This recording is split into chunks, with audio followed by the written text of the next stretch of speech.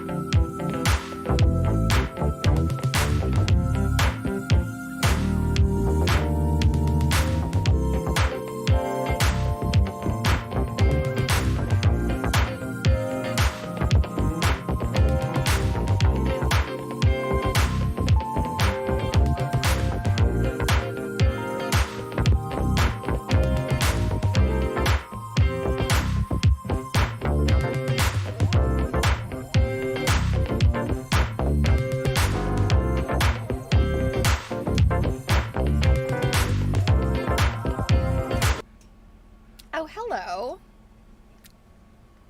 My God, are you wearing a collared shirt? I'm wearing a collared shirt! Yeah. It's almost as weird as, like, I don't know, seeing, oh! The music keeps coming back! Why? Okay, there we go. Because my keyboard gets in the way and I... Why am I wearing a collared shirt? I had something formal to do today. Well, I don't know. How long have we known each other now? Like a good, 5 years? Give or take, yeah. Something like that. I don't know that I've ever seen you in a collared shirt. Guys, when we got on our Zoom and I was like, oh my God, I'm like, is that your husband's? And you just put it on. It is a fairly new shirt, I have to say that. And I have one in a navy blue as well. I got it at the thrift store. I found, and I was like, I really like this. I like this rust color. It's not something I wear very often. I'm like, oh, I kind of like that. It fits. Yeah, and it's That's like, always it's a big cotton, plus. but, Fitting is always a big plus. Yeah. Most of the time, I'm a lady of a certain size and the buttons gap and stuff. But this fits, and yeah, I like it. Yeah. Well, you look snazzy. Well, here's hoping. Yeah, I think we approve of this whole collared shirt nonsense, and maybe you have to wear the more often. You know, I don't wear collared shirts often because I don't like to iron. They inevitably need ironing. You know what? Often get a handheld steamer. Or get that Downy spray stuff. You just There's go, that. I mean, I have a handheld steamer for quilts, and you know, I don't like to iron clothing. I like to iron fabric, but not clothes. Yeah, ironing fabric is satisfying because you get it nice and flat, and if you starch or something, you know, or like the spray stuff gets nice and smooth. But yeah, clothing, especially a shirt. Oh, I remember my grandmother teaching me how to iron shirts. She would iron my grandfather's shirts when he was still alive, and then many decades later, my uncle, married with children, living in another city, would bring his white button-down shirts that he had to wear to work to my grandmother because his wife didn't do them right. I was like, there is something wrong with this, and you need to learn to do your own shirts. And my grandmother was like, no, I love to do it. She did it as good as the dry cleaner. Like, they looked like they came right out of the dry cleaner. It was beautiful. She was very talented. I'm not so talented. I do not want to be known as a talented ironer. Right? When I'm no longer on this earth. I want to be known as the worst ironer, except for fabric. Yeah. Anywho. I just want to be known as she wore a button-down shirt that one time. Yep. I will make sure that memory lives on. Sounds good. Now I feel really underdressed. Oh, well. Well, hello, Marianne. It's lovely to see you, dear. Before we get too excited about anything here, let me just give you, for next week, we're technically kind of done. The rest is kind of supplementary stuff. But for next week, if you want to keep on track with us, you're going to read the Dating Antique Quilts, which is 249 to 264, a nice shorty after having some of these long ones. And the video for 811, the stream, is going to be a recorded video because Stephanie and I will be on the road. Yeah. Hopefully bringing fun and exciting stories for you. Yeah, we will. Not hopefully, we will. I think I put in the description to the video, I think I put like that particular Dating Quilts chapter through like the notes in the bibliography, because I always suggest reading those because they're interesting and you learn things. So that's what I put, but you technically have this one chapter to read. All right, y'all. So if you wanted something longer, blame Stephanie. That she gave you more work than I did because she complained about how much I assigned last week. So, well, I was like, dang it, this week and last week I had to read a lot, and I was even speed reading, but yeah, this last section I was like, oh well, this is an easy lift. Yep. Add to it. Yeah, so Stephanie and I will kind of go through the end of the book there and discuss kind of our highs and lows of the book, our favorites, what we thought, the usual shebang. And then also we will do a live stream that's on, wait a minute, what am I doing? Why am I just not like pulling up the calendar? Right. I could do that. I could live pull up stream the on the calendar. 18th. Here we go. Marianne, you have to iron your grandpa's work shirts. Oh. Are we seeing this? All right, here's our August. It's funny, it doesn't look that busy, but it is really busy because from the 10th through the end of the month, I'm out of town. Yeah, and a lot of those dates that don't have a color in the square, they're just white dates because they're not stream days. We don't tell you what's happening, but I got stuff going on all those days too, so yeah. August. So we will do a live stream while I'm on the road, but Stephanie's not, on the 18th. It's a freebie night, so we'll likely talk about the trip that happens right up in here. And then we'll do another recorded video for the 25th because we will be en route to our American Quilt Study Group seminar in Lincoln, Nebraska. So we'll have you can count on September being full of lots of interesting things, right? Yes, because we will collect and report back. And then the only time we could really fit in a stitch and glitch is this Saturday, which, who knows, for all I know, I'll be folding laundry and packing. Like, we'll see. I will be stitching. Yeah, there will be stuff going on. So these are already out on social media and stuff if you need to have a reminder and whatnot. Let me get that. Okay, and we get back to the beginning of the chapter here. I have so many Post-its in places. There we go. Okay, now let me get I had to take a lot of my own. I think I only got 3 internet sites this time. Yeah. I was noticing that as I was reading, I was like, I think a lot of these quilts were in private collections when the book was written. There's a number of them that are in institutions that aren't around anymore. One was San Francisco Craft and Art, something like that, and then the other one, like American Hurrah, is like a shop that doesn't exist anymore. The Rob Folk Art thing. That's not a thing.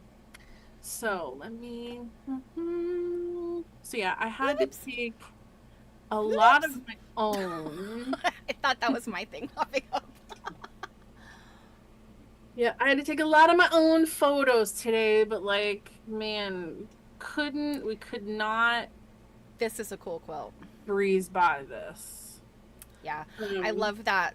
I guess you could kind of see it. You can see it pretty well in the book right here. That I can't see your cursor, sweetheart. Parrot. I guess it's a parrot to the right side of the vase. Yeah, I like that guy. I just honed in on him immediately, and then also like Mr. Bo Peep, I guess, with all his sheep.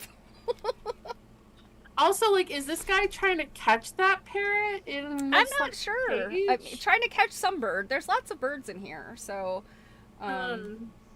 yeah, there's several birds. So perhaps. Sorry, I'm just trying to get to. Here we go. The attribute for this quilt is on 209, and it's pictorial, circa 1930 to 1945. Interesting, because this feels older to me, except for some of these prints that, you know. Found in Connecticut, cottons appliqued, pieced, and embroidered. Initials EK are embroidered on the large basket. Oh man, I missed those. Like, you could easily miss those. Oh yeah, I missed that too. Is this description on the other page where it's like the tiny picture of it? Yep, that's what I'm reading. It's 72 by 77 inches. Copying, there's a little blurb here. Copying and sharing of quilt patterns was common. 20th century quilt makers and designers copied or adapted many 19th century pieced and applique designs into new patterns. None was quite as bold and daring as this unknown maker who copied the famous Phoebe Warner quilt. There we go. That's why I said felt older. Made circa 1800, which is in the collection of the Metropolitan Museum of Art. I did not go looking for that original. Oh yeah, so page 192 has got the yeah, we'll have to look that up maybe for next time, because I'm not Phoebe Warner. It's that name sounds familiar, so I'm thinking I must have seen this before, or her quilt. Yeah. Yeah. Marianne said, "Is it a Mr. Bo Peep or a Sister Mary Bo Peep?" Well, I can't quite tell. Like in that it looks like a man with like a Marie Antoinette hairdo, and like I don't know what is going on. Is it a collar? Like what is the white thing? Like you could see what looks like hair, kind of. But like, what is the white? Is it like a giant collar? Is it a weird hat? Like I don't know. What is that? Man, the realism of the sheep. Yeah, the sheep are awesome. Are they? They kind of look. It looks like it's either like some like maybe French knots or something done with like something like a woolly yarn or something, or like maybe just loops of yarn or something. So yeah, the sheep are awesome. Yeah, that's. But as we know, faces are hard. People are hard. Yep. It's true. I like this quilt very much. I think it's very cool. It's definitely one of my. It's so funny. There's even like there's a big basket up here, and then there's like these little baby baskets. Yeah, and that little baby basket and it's almost like it's got ferns, you know, like it's almost like they're quilted feathers, but you can see them. You know, they're like so lacy looking, and yeah, it's just, I don't know, it's fanciful.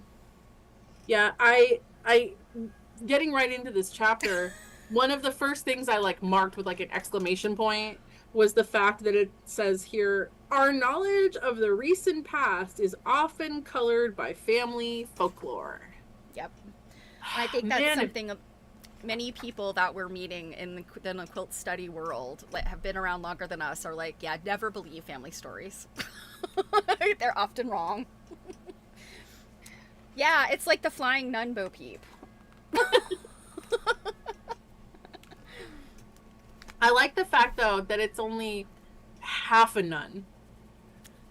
The rest, the outfit, I mean, I guess that could be like a little Bo Peep, but it just seems like the skirt is too short.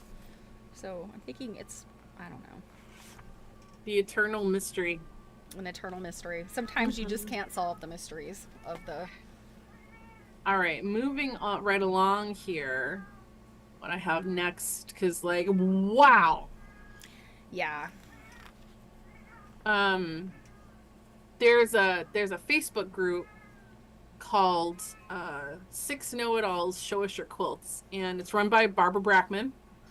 And she has a theme every month, and this month is tiny pieces.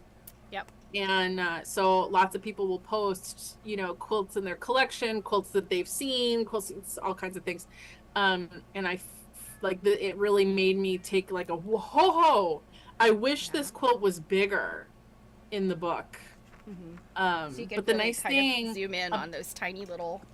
Well, and the nice thing about having our own photo is like we really can kind of zoom in here. But like, look at this like little tiny chevron, and there's another chevron, like. Mm-hmm. Yeah, the streak another of chevron. Yeah, streak of lightning border is what it is. I mean, this is just like a border upon a border upon a border upon a border upon a border. I mean, wow. This says at the time was collection of Stella Rubin. I wonder if Stella still has this. So because I feel like this is like not an inventory of Stella Rubin, but rather a keeper. you know? I did go and look on her website because like she has a section on her website about like quilts that she's sold to museums, and it does show photos. So I was just looking through that, maybe, you know, like thinking maybe she had sold it since then. Although we have, through some friends of ours, seen a few pictures of Stella's studio because she's a dealer, and there's a lot of quilts in there. Yeah. So I really would not be surprised if this is still in her collection. Sadly, what her website doesn't have is it does not have a section for her collection, which I really wish that it did, because she has, as we've seen in this book, some really amazing things in her collection. I feel like there should be an exhibit. I'm actually kind of surprised somewhere like a folk art museum or something doesn't do an exhibit of her collection. You know? Yeah. Any? Well, I have more things to say about like tiny pieces, but we have that as a totally different section of the chapter, so we'll get there.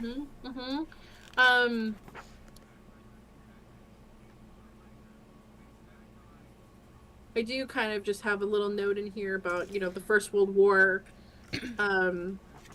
where homemakers were urged by the U.S. government to make quilts to use as bed coverings at home so that the manufactured ones could be sent overseas, which is quite different to our discussion of the Civil War, where they're making quilts specifically to send with soldiers. If you continue on to page 186, where that discussion continues, I'd highlighted the slogan, "Make quilts, save the blankets for our boys over there." This was so interesting because I had never seen this before. I was very familiar with the knitting campaign and the victory gardens. So like, you know, plant a garden in your yard. So that, you know, a victory garden and you know, knitting socks and things, or, you know, woolens for, because they, like the trench warfare that they did in World War I, like those soldiers had to replace their socks a lot. Otherwise, they got trench foot, and like, you know, it's like when your feet are never dry, and it's just it's very bad. So I think that was a big push about the knitting. But I had just never heard about the quilts, and I was like, that goes right along with all of these other things. It's like, how have I missed that? You know? Even I actually, it's funny. Just a little further down, it says in the September 1918 issue of Modern Priscilla, which I actually think I have. Yeah, I know you bought a bunch of copies of it. I don't think I have any myself. And there's an article titled "Calling the Quilts into Service for Our Country." And they're all called Liberty quilts. Yeah, it really was. I mean, it's one of those things where, like, you know, often, like, you can be so pressed for time kind of getting ready for the stream when we have to read that I was like, part of me was like, I want to go dig that up. I'm like, I don't have time. Yeah. One other thing on this page is just simply a piece of trivia that surprised me was that A&P, did you have A&P up in Massachusetts when you were growing up? No? Okay. Not that I remember. Okay, we had A&P like one, I think, in my town, but I think there was a few more like in Northern Virginia and around DC, I think. But I knew what A&P was, like A&P grocery store. And I have some A&P needle books in my collection. But A&P was originally known as the Great Atlantic and Pacific Tea Company. Who knew? I don't know. It never. I never knew what it stood for. Yeah, I mean, there's some things like it just becomes part of your vocabulary. You don't think about it like companies, and when they abbreviate that way. Like, did you know that BJ's, like the BJ's, like a Costco BJ's, that kind of thing, BJ's is actually Berkeley and Jensen. and out of all of that, they couldn't have come up with a better name for the company. Exactly. That's, yeah. Anywho, I also grabbed this guy because it's so weird. Yeah, I love this one. This one's really cool. This one is Embroidered Comforter 1906, made by Martha E. Miller, relationship to Nettie Ruby, unknown, possibly Pennsylvania, wool and cotton, pieced 84 by 72, and of course it says collection of American Hurrah.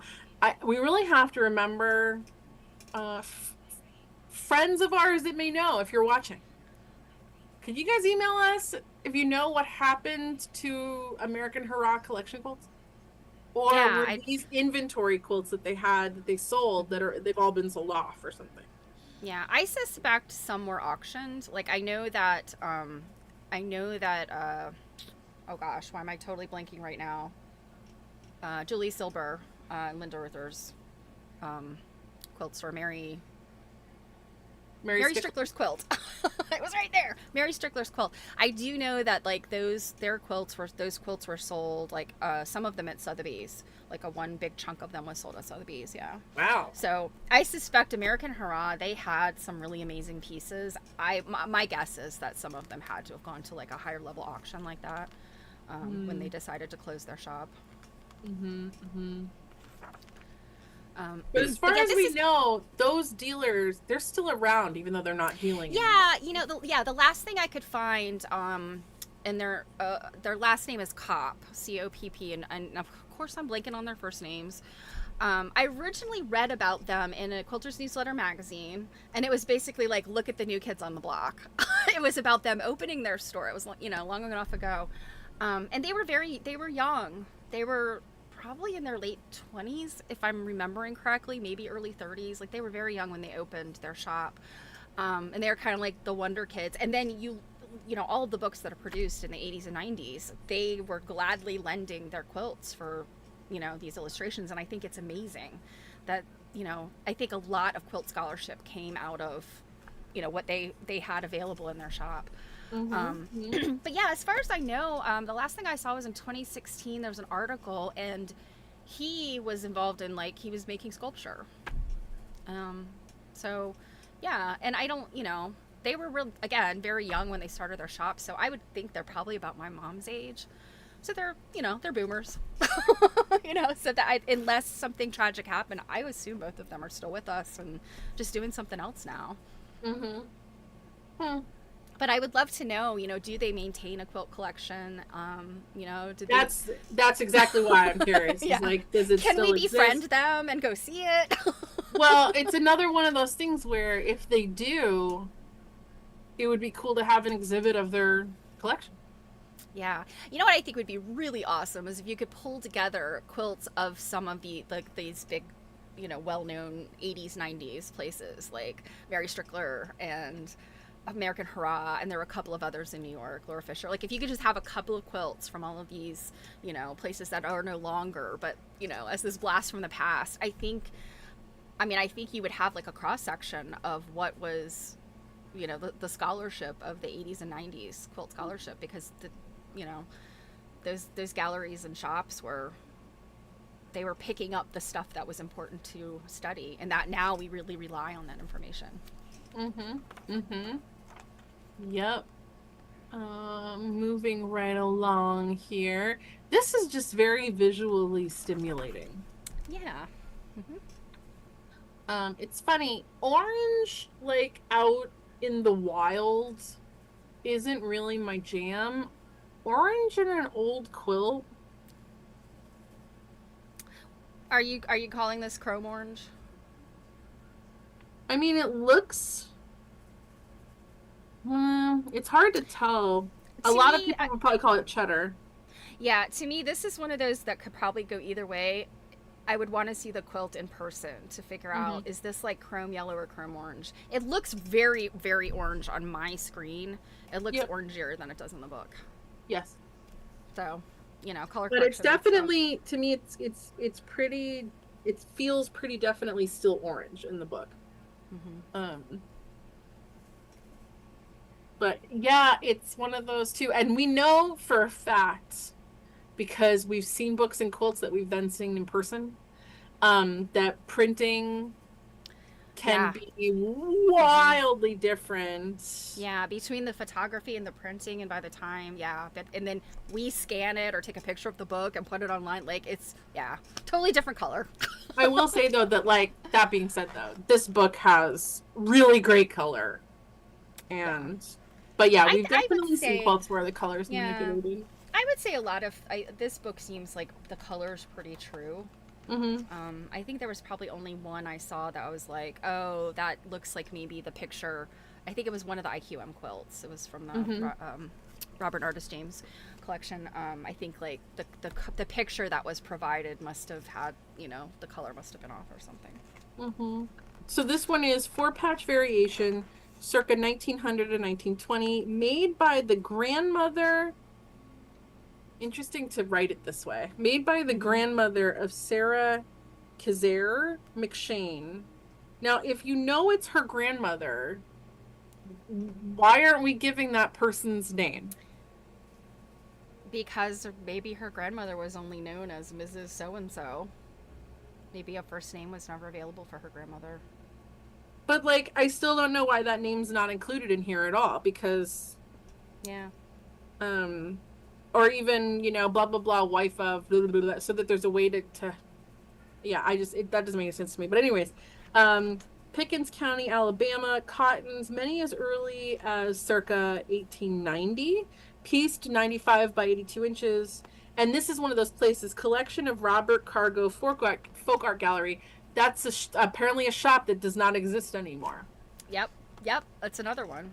Yep. And I've actually never heard of that one before. This is the first time. Well, so there was the Cargo collection, which was Robert Cargo and I think his wife, like they together, like kind of like the Esprit collection. Like it was a, big important collection. And then Robert Cargo had a gallery, a folk art gallery. So there was like two separate things. And I think the folk art gallery wasn't just quilts. It was other stuff too. I've seen a book. There was like a Cargo gallery book that kind of had a bunch of stuff I perused one day. Very cool stuff. I mean, they were collecting really awesome things, Yeah, this was all news to me. Also, I have to say, too, like, throughout reading this chapter, well, actually, probably the book as a whole, the amount of publications that I have never heard of, where that he's been able to find and use as primary source material, kind of blows my mind. Here Yeah, was thinking there was like I a flagged a handful. few things. Yeah, I flagged a few things where I'm like, I need to go look for that book. This sounds like it might be interesting to read. Well, and one reason I was kind of like thinking about it is because my newspaper.com account, which I actually signed up for accidentally, was just telling it like I forgot to cancel that before the 7-day trial was over. And so it was like $75 or something for 6 months. Ooh. Oh, it's crazy. So it said to me today, like, oh, your renewal's coming. And I was like, yep, cancel. And see, I keep mine because I don't pay that much because I have Ancestry and you get it for cheaper and it's all like one big package deal. They still get you though. It probably is the same amount ultimately that I'm paying. No. Well, I don't do enough research via that search engine for it to make any sense for me. That's the thing. Like I do. Anytime I'm gonna research something that I know is, a little bit in the past, I will Google first because you never know. Sometimes Google is amazing and brings you exactly what you need, and then I hop over to the newspapers. Yeah. Yeah. So, while we're kind of going up through, we mentioned, World War I. I love how he's making sure to put the quilts that he's showing into kind of cultural context. In terms of, just as an aside here, he wrote, like, moviegoers were mesmerized by the great romantic actors Rudolph Valentino and Greta Garbo. Yeah. And, he mentioned, we've got the Roaring Twenties, and we've got Prohibition, we've got flappers. I'm often not always considering that kind of cultural context when I'm looking at something like this. I'm often looking at the art for the art's sake, and it's often kind of just about the art. Because again, I'm not doing active research on things, but thinking about the cultural context, especially as we kind of see like patterns changing and people's kind of palette changing and things that are influencing, just like we have today, it makes me look at them differently, which it should. I think that quilts before 1899 and before, there are certain times when I think like it's quilts from around the Civil War. Today, back before I really kind of understood quilt study, I would look at the quilts of the Civil War era as being like, oh, that's the color palette that people of my mom's generation loved to make in in the 80s and 90s, and my mom still does collect quite a bit of reproduction fabric. And then also she's gotten into collecting like the real deal too. But yeah, I think I probably, even before I was doing quilt study, I think that in looking at quilts, I did think about in the 20th century kind of what was going on at the time. And I think it was just because my familial connection. So like I knew that, my one great grandmother was making quilts during World War II. She was making quilts, and the last quilt she made, she never finished. It was for my uncle when he was born, and he was born literally like when my grandfather got back from Europe for World War II. And my grandparents had my uncle, and so her mother was trying to get this quilt done and didn't finish it because she was ill.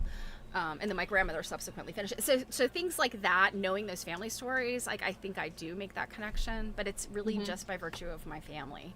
And coming into quilt study now, I do think about it a lot. And, I probably don't research the events of the time as much as I should, because to spread yourself pretty thin. But, the things that I do know about, I think are very helpful, to know, like knowing when the stock market crashed, knowing what the dates of Prohibition and, and then the Depression and all that stuff is helpful to know, kind of what society was like. Mm-hmm. And that brings us to kind of the next page there. So it's funny. I didn't take a photo of a ton of, I think I have 2 Amish quilts in here. One reason I took a photo of this is because this is not like any other Amish quilt I think I've ever seen because of the white. I don't think that's white. I think that's a very pale gray. Okay, even if it's a gray, I'm not usually seeing that kind. But yeah, you're right. That very light color is surprising because we see so much of the Lancaster County Amish, and what they were doing. The Midwest Amish were a little bit different. And this one this one is Lancaster County. This is Bird in Hand. I mean, that's like smack dab right in the middle. Sorry, I'm gonna sneeze, I think. Oh, bless you. Thank you. Yeah, I'd say Bird in Hand is like ultra Amishy Amish. I'm joking. It's like the whole. It's a recognizable area because Bird in Hand is just, it's quaint and very Amishy. But yeah, you're right that this particular adding in that kind of dove gray color is not normal. No, it's very striking. And then the other thing too, and I'm not saying that this isn't a thing, it's just not a thing I've ever really noticed. I've never noticed them using the pineapple motif in their quilting. I'm trying to think if I saw a pineapple. I don't remember. That when the Pattern and Paradox, those were primarily Midwestern Amish quilts. There weren't as many of the Pennsylvania ones in there, and their style's a little bit different. But I don't remember if I saw any pineapples or not. But yeah, that's, it's interesting when you think of this austerity of the Amish. But they had stuff, like they copied the English. They copied the things that their neighbors were doing that, wasn't in violate. They are just as susceptible to being kind of influenced by what the fads are as anybody else's, and that's often how new. And if it didn't violate their community's like rules, because some of the Amish communities had a little bit different, like what the rules were, what their buggies were like, what their clothes, all that kind of stuff. If it didn't violate the rules and it was something interesting to them, it doesn't surprise me at all. No. But yeah, we just haven't seen it as much. Yeah, I found that interesting. But this is just not the kind of Amish quilt. And I forget exactly where, but somewhere on one of these pages, he does talk about how that there are Amish quilts that use white fabric in it, even though there's a myth that they don't ever use white. Yeah, and that was something that knocked me over with a feather. I'll tell you the story later when we get there. Well, so kind of going into this section here, we're now kind of getting into the Depression of the 1930s and the New Deal. And something I had marked here is just this rampant consumerism and its attendant overproduction contributed to the stock market crash of 1929 and the start of the Great Depression that crippled America in the 1930s. And then we get into President Franklin D. Roosevelt was inaugurated in March 1933, and many of the social programs instituted under his New Deal plan for rebuilding, strengthening the economy had far-reaching repercussions. We still talk about it today, especially its effect on quilting. I feel like it's one of those like big pivotal moments that everyone always comes back to in the timeline. Yeah, and I think so. Skipping over the 2 pages on competitive quilts, he talks about the NRA, the Blue Eagle. And I always have to remind people, when you're talking about quilts, NRA is not the National Rifle Association. NRA is the National Recovery Act, or National Recovery Administration, sorry. And its symbol was an eagle. And there is, I think it's in All Flags Are Flying, or one of the sort of patriotic type of books, I know has picture of like the one that has, it's all blue eagles. I just really liked this one. Yeah, so the description of this one was interesting to me. So I will read it because I did highlight it. So this belonged to Dr. and Mrs. Donald M. Herr, which is Patricia Herr, who wrote a bunch of really great stuff about Pennsylvania quilts. I'm not sure. I think they're both deceased now, like not long ago. But the very like eyeball deep scholarship. Like she is one of the big names with Pennsylvania Quilt Scholarship. So it says this is Eagles, 1926, probably made by Sarah Graby Ricer, probably Ricer. Pennsylvania, cotton, appliqued and pieced, name and date quilted in the inside border. And it's November, Floyd G. Ricer, 1926. 80 by 80 inches, and collection of the hers. Genealogy records show that Floyd was the 8th of Sarah's 9 children. He was 28 years old when the quilt was made for him. Quilts with a configuration of 4 eagles on them are often erroneously dated circa 1875, on the assumption that they were made at the time of the American Centennial celebration. Many date from the 1880s, but as this example shows, they were made well into the 20th century. Most of the known examples have a Pennsylvania origin, leading to the speculation that the pattern was shared or copied among a regional group of quilt makers, as no such printed pattern is known to exist before the last quarter of the 19th century. So the original quilt is actually, I think it's at the Smithsonian. It's either at the Smithsonian or it's at the Philadelphia Museum of Art. I can't remember. It actually might be the Philadelphia Museum of Art now that I'm speaking so emphatically. It's at a major institution, and there actually are a decent number of these out there, you know. Yeah. And they are like, we have our friends in Pennsylvania are like, those are Pennsylvania Eagles. Like lots of people made that quilt, some configuration of it, and I have run across a bunch of them. Mm-hmm. You know, just in looking. And sometimes I think I'm seeing the same one again, but then when I'll go and I'll pull up the books and I'll look at them, I'm like, nope, they're different. There's more of them. And some of them, you know, like the border is different. Some of them, that center motif is different. But I want to say a lot of them use this color scheme. Yeah. Yeah, this, like seeing this, even though it's not exactly the same necessarily as other ones, it feels very familiar. Mm-hmm. And I have, sorry, go ahead. I was just gonna say, I have a coverlet that is the eagle, but it's not 4 of them. It's just the one eagle. And it's considered probably Pennsylvania, and it's the eagle looks exactly like this, but it has the thing in its mouth. Mm-hmm. I have seen that. I was there when you got it, right? When I made a loud, bold threat to one of our friends who was bidding against me in the auction where I got it. I have a really silly picture of you with it, right? Yes. Okay. When I was like, you better put your hand down, Molly. You're not getting that quilt. Above this photo, I have, you know, with the star here. So part of the New Deal, we have the WPA. Yep. Before you mentioned the NRA. And this is the Works Progress Administration.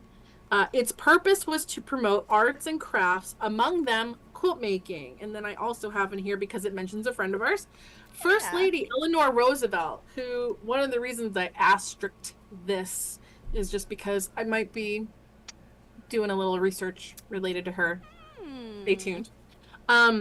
First Lady Eleanor Roosevelt used her substantial influence to see that craft training projects under the WPA were established in Appalachia, the Carolinas, and the Midwest to teach quilt making, weaving, applique work, block printing, and textile production. A study by our friend Mary Kay Wall-Vogel of the Milwaukee WPA Handicraft Project between 1935 and 1943 quotes from a brochure accompanying a 1970 retrospective exhibit. A reshowing of this period will recall the serious conditions of the time. The exhibition will show a present generation and remind a former generation how WPA alleviated the stresses of those days and how this project gave an understanding toward a better society to about 5,000 individuals of every age, color, and creed, skilled and unskilled, who were willing to work rather than to be beholden to country subsistence.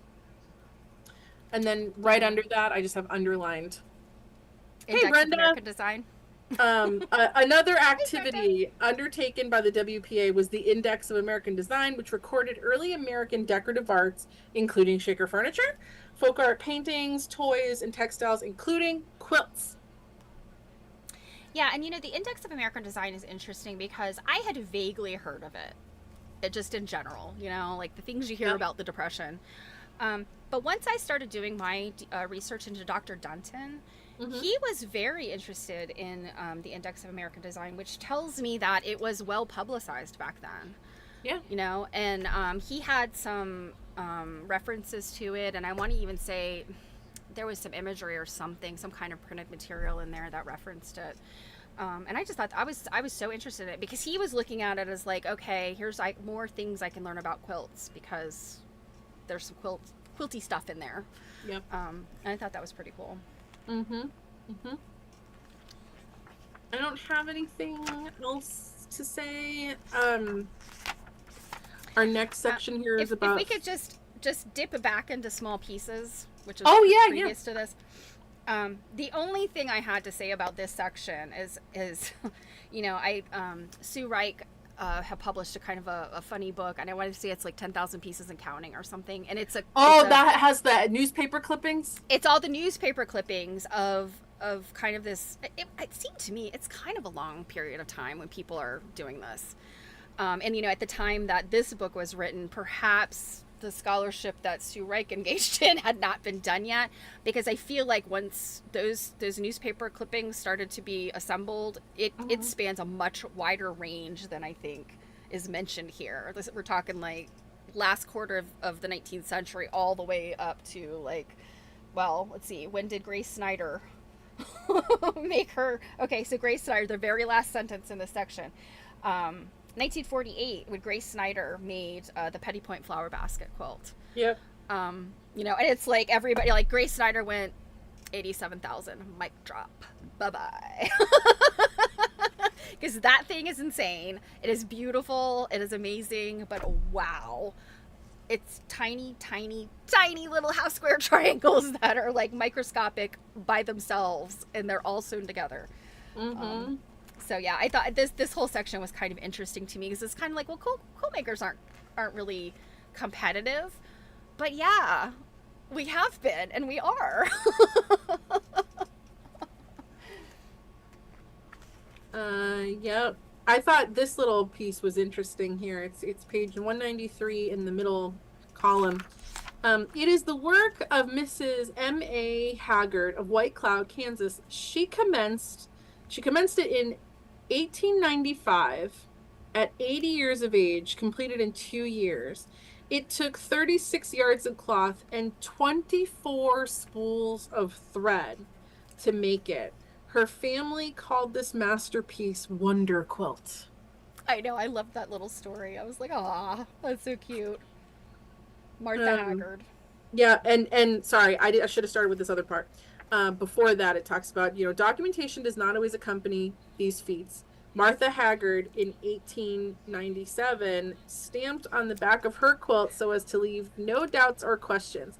This quilt contains 62,948 separate pieces. Yep, and then the rest of that information. And I just, the statement that her family called this masterpiece Wonder Quilt, like that is such a human thing. I mean, I could see, like, if I made a quilt that was just like wildly tiny pieces, I could see my family joking and being like, it's Wonder Quilt. Like that's how much like that resonates. It's just like, I see you, lady. I see you, Martha Haggard. Yep. So on 197, I don't know if you have, if you had anything else in between there, but on 197, I did highlight the section about Margaret Caden and Eleanor Roosevelt, and we could interject White House crap closet. So to give you guys the background on this, that it's not entirely spelled out here, He does mention that the whereabouts remain unknown of this amazing quilt.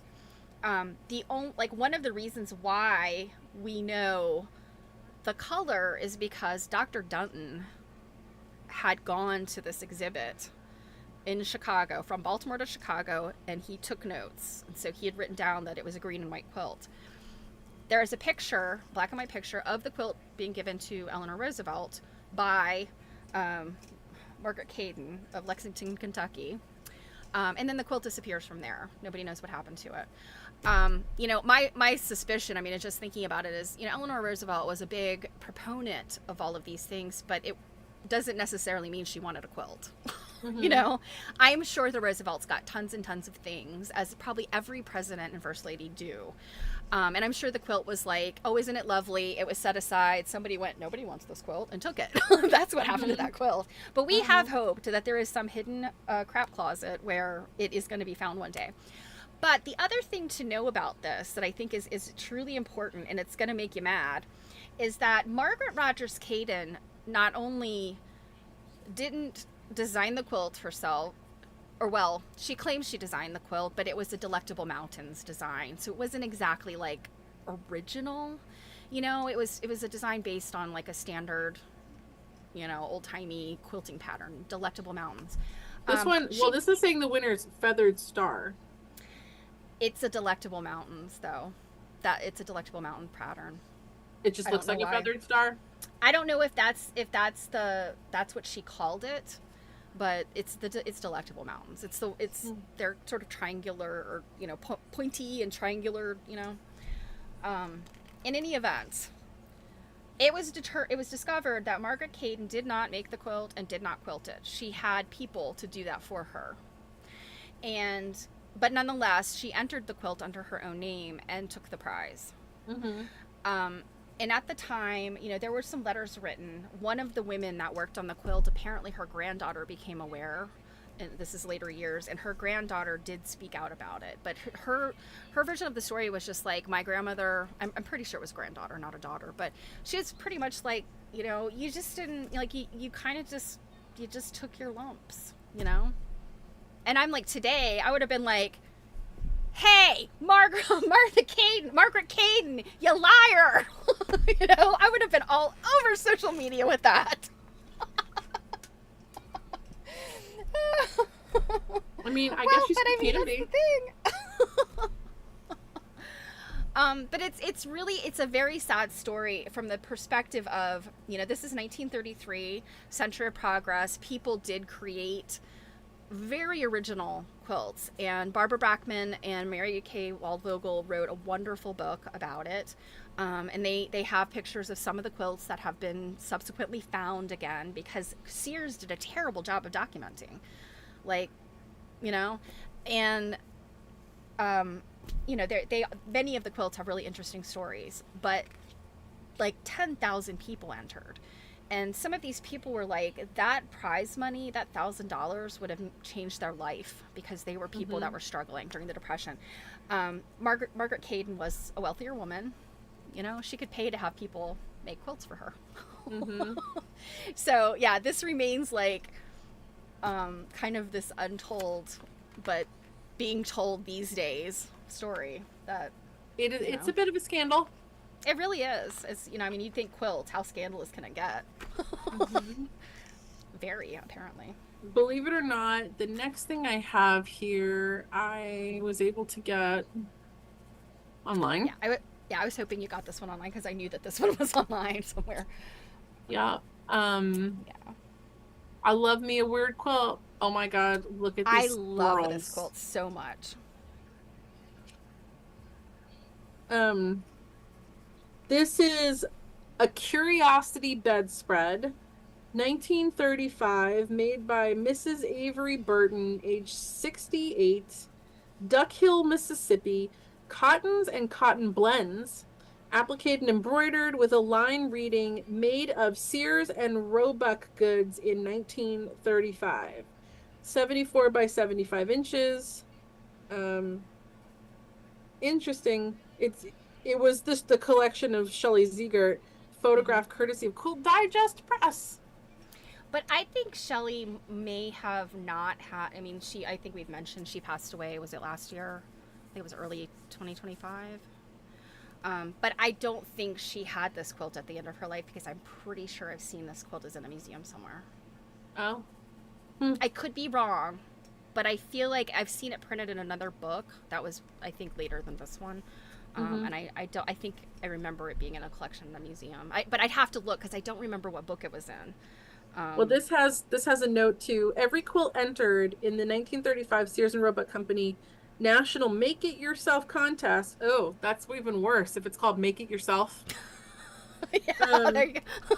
Yeah, every single one received a merit award ribbon, and Mrs. Burton's is still attached. I know, isn't that precious? Just down here. Yeah. Hi, Arlene. Hey, Arlene. Is it maybe on the back, or is it down there on the bottom? Is this? What's this? It looks like there's like a little white tag underneath the chickens on the right-hand side. Oh, I guess there's that little too. thing. Do you think that's But I feel like that's not really a ribbon. This looks more like a ribbon to me. Yeah. Well, maybe that's the identification tag, and then that green thing is the ribbon. Because that green thing does look like a ribbon. Yeah. Yeah, but I love this quilt. I mean, it's a coverlet, really, I think. It's just it's so charming. It's very storybook-like. And it's just happy, you know, like it's like this man and this woman, and you assume like maybe is this Mrs. Avery Burton and her husband? I don't know, but you know, and it's like their farm and all their you know, crazy birds that they had. I mean, you know, there's a lot Look of at this what cat. I think are peacocks, yeah, and the squirrels. I love the squirrels. Yeah, better than that crazy quilt that had like actual like chipmunks taxidermed on it. Oh my gosh. Yeah. Yeah. No, this one was absolutely delightful. And then, you know, I'm always kind of making note here about, because, you know, we're talking about all these, you know, the different, you know, fairs going on and stuff. And I made note here kind of that 50 million people went to the New York World's Fair in 1939. 50 million. I almost like can't even fathom that really in like today's numbers, because that's a lot of people. Like like what kind of events do we have today that 50 million people attend? That's a good question. World Cup soccer. The Olympics. But I mean, but also remember Olympics, like also remember World's Fairs were not like a week. They were up for like sometimes a year. So, and I realize this is still a lot of people. Yes, yeah, I still can't think but it isn't over like the weekend that your state fair is open. It was over like an entire year probably. So yeah, but that is a lot of people, and those were attractions. Think too about the people that would buy season tickets to these world fairs and would go multiple times. Well, and I mean, but think about this though. I mean, it's New York. It's 1939. We're in between like the Depression and World War I. We're in a kind of a weird space there, a liminal space. You know, people were feeling the crunch still, you know, between wartime and the Depression. But the East Coast, right, it's still very, you know, heavily populated just as it is today. So you had people, I'm sure, coming down from Maine, east from, what's east of New York? I mean, west of New York, Michigan. People coming east, and then people coming up the eastern seaboard. Yes, like, don't give me a geography test. And next week we learn geography. I'm terrible at geography, you guys. I can do the perimeters. I'm bad at the stuff in the middle. But yeah, you know, it makes sense to me. New York is very like accessible at the time. I mean, you could go to New York on the train from Baltimore and south. So it doesn't surprise me that it got to 50 million, even though that is a lot of people. Well, especially, you know, 50 million in 1939. Mm-hmm. Like, yeah, I can't imagine there being anything comparable that 50 million people would want to attend. Oh no, Janet, I'm so sorry you're getting the smoke. Um, yeah, I talked to our friend who is in Oregon today, and she said she's been dealing with that too, with the smoke from Washington. Yes, Marianne, there is also some Canada that is east of some of the New York. I was trying to say west of New York, so going east, like New York being east, east of New York, the Atlantic Ocean. I mean, if we want to play that game, because I'm actually going to drive through the long part of New York when we go on our trip to Ohio. And you know what's at the very end there is Erie, Pennsylvania. Yeah, yeah, it's the big states like Pennsylvania and like Massachusetts is pretty big, right? And New York, and then we have all these little tiny states, New England, and it's like, yeah, you get kind of west, and it's just like big chunks of a couple of states, and I can never remember. Okay, so Janet just said in 1939 population was only 151 million people. So that's what I mean. Wild. Yeah, that's So you like got a third of the those people to go to this one thing. That's pretty wild. Yeah, it blows my mind. All right. So moving right along here because we're already at 8 o'clock. Okay. We go in here into World War II because we just don't get enough war. Oh wait, hold on. Before we do that, so what page are you jumping to here? Oh, World War II and after. Durr. It's right there at the bottom. I was gonna say it's literally on that page. Just yeah. Well, but because the next thing is African American quilts, so. So I was gonna say before we actually talk about World War II, why don't we talk about quilts made by African American women? Because I do have this photo because this one I love this quilt, and this is kind of like the African American story quilt tradition. I think about, I mean, there's many quilters that fall in this, and they're just so amazing. And it kind of surprises me though, because I mean, according to the description, I think we're meant to assume that this is made by an African American quilter, and she's showing off the Sunday best clothing, but I'm kind of like, why did she use pink for their faces? I mean, maybe she didn't have a different color. I don't know. They just seem like, I mean, I have seen quilts made by African American women that, they're clearly black people that are, depicted on the quilt. And so it kind of surprised me. I was like, oh, so, she's depicting what I read as white people, but what a cool stinking quilt. And are those, are they log cabins, or is that printed patchwork? I think that, what does it say? Pieced, applique, embroidered. It kind of looks like it looks like a printed patchwork to me, because look right here. Yeah, oh yes, you're right. I missed that. The reason I picked up on it is I think I've seen this before. I was at a quilt turning I was at, and it was this fabric. It was a different colorway. It was like a purple and green colorway. Yeah, and the time period would be right for that. So, yeah. But I loved this. I think this is just so cool, and it's, I mean, we're left to guess that the quilt maker is just showing off these different fashions. I kind of think one of the important things to note here is, there's often this misconception that enslaved women didn't necessarily know how to sew or do anything. When in fact they were probably the most skilled needle workers in the place. In the second column on 200 here, enslaved women came to America already accomplished in sewing and weaving, nor were applique, patchwork, and embroidery new to them. Undoubtedly, enslaved women quickly applied their native skills to making quilts.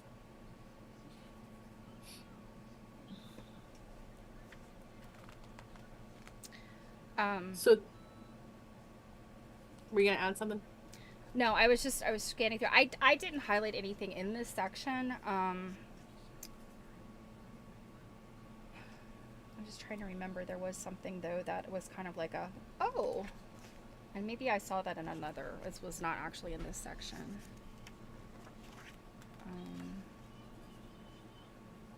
Yeah, I think it must not have been in this section. I know there were some quotes by Questa Benberry. That maybe is what I'm thinking of. Well, I did also highlight on this page, just because we were just talking about the WPA. In the third column here, interviews with former slaves done by the Works Progress Administration in the 1930s. It's known that sewing and quilting were sources of pride and self-esteem for enslaved women. Yeah.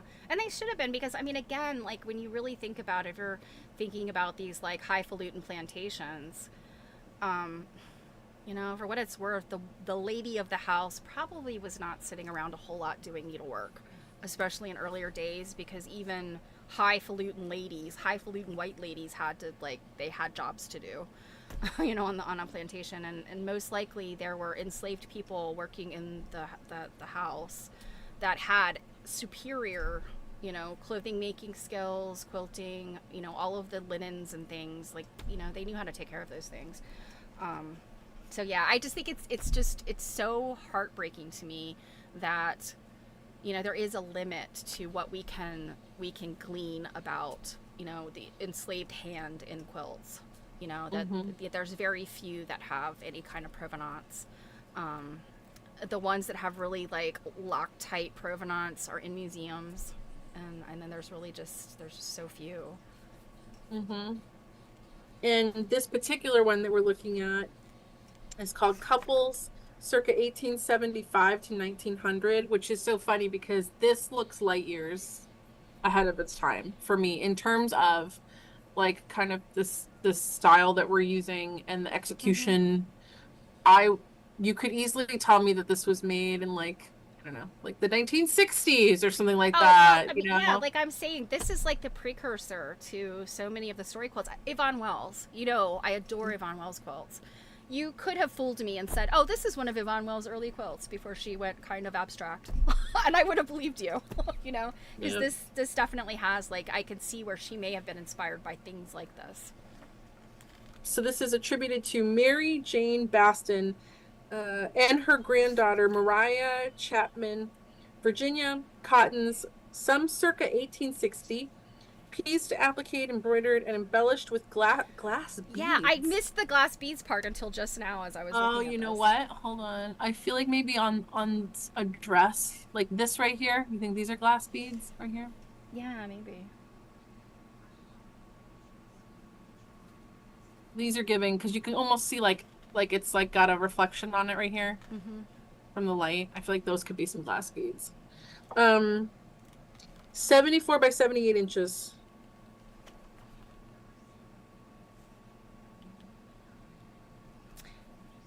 You know, and a lot of them, the women have, and I thought at first, I was like, I think this lady has a tennis racket.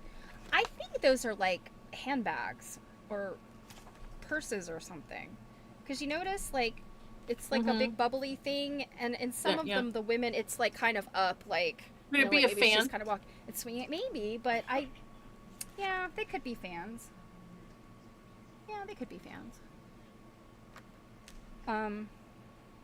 Yeah, that tracks. I mean, if this is like Sunday best, you know, and we're presuming, right? Yeah, it makes sense that you take a fan to church, because well, also because, like, churches are never air conditioned. Yeah, it's hot. It's hot in there. It's hot in there. I grabbed this other one, and this was where I discovered that this San Francisco Craft and Folk Art Museum is no more. Oh. And this one is... What? This was an Eli Leon. I looked at BAMFA. And Did you look at BAMFA? So, yeah, I don't know if they have it or not, and it's just not available online. But yes, that's as soon as I saw that, I'm like, oh, like, but I didn't find it there either. So this one is double wedding ring, circa 1935 to 1945, made by Emma Hall, Sweet Home, Arkansas. Cottons pieced 70.5 by 73 inches. The collection of Leon Eon, which means, you know, hopefully it's at BAMFA. My guess is, unless he got rid of it, it is at Bamfa. They're definitely. I never got to see the exhibit when it was there, but I do have the catalog, and I mean the book is as thick as this. It's chunky. You know, and I feel like there's something like this in there. This looks familiar to me. I do have to say, you know how the other day I said, you know, you need more books. I'm gonna take a moment, and you can tell your husband that just for this one moment, I'm maybe going to agree with him like this much, because just today alone, you have told me about like 3 books that you have purchased in like, you know, somewhat recently. I got the Bamfa book last year. As soon as you buy it, I got it. Yeah. Hey Curly Sam, you look brand new. Hello. In Knoxville. We've got some friends in Knoxville. Well, and she said this quilt was shown at the 1982 World's Fair. Hot damn. I wasn't there for that.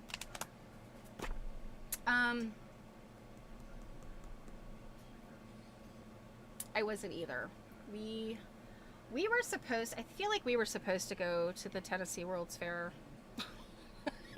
And we didn't end up going to Tennessee. My parents, like, they love to go to horrible places for vacation because they had no money.